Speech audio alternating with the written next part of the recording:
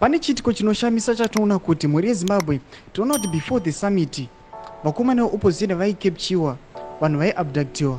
Yese tikambomira nevakomana veopposition ngataurei navo yema-human rights defenders vana NACHAMISA vese vakakepchiwa. But chakushamisa nekusurprise vanhu manje takuona kuti mukomana nasengezo Chabangu avakuya after the summit akuti ramashuke kuti ndoda kukuratidzai kuti ndine power, ndinokwanisa kuvabuditsa muusungwa those guys vakakepchiwa. Sandapinda mashoko tiona sengezo Chabangu achizviona izivu ndiye mutungamiri weopposition nyika yeZimbabwe, ndiye munhu ane mapowers. Nondimbwa subscribe like kuti on the bell icon. Tona anouya pahindo pake panapa obva auya achiposta Prince Dwekosvanda uyo muziva akakepchiwa aiwa pamberi pemaSADC leaders. Anonyora achiti as his leader, I will make sure he's free. Yes, we might have ideological differences, but the fact that his opposition is greater than anything.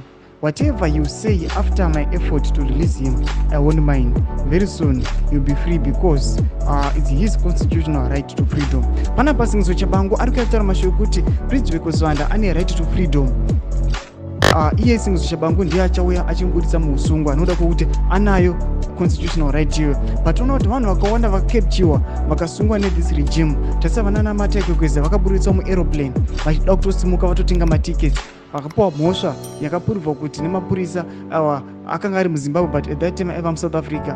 Tarisai vana Jameson Timber, all those guys, tarisai vanhu vakaabductiwa nethe regime but hana kana kumbomira kuside kwavo sevanhu veopposition. But muzuva ranhasi taona SADC summit yapera akuda kupindira panhau idzi, ndo panozongobuda kuti aiwa sengezo Chabangu is just a puppet, hapana kana ini opposition yanomiririra. Mbotudzai mafungiro enyu munoti kudii pamusoro pechitiko ichi. Kunyako mesection medu saka no subscribe kulike pamwe chete on the bell icon.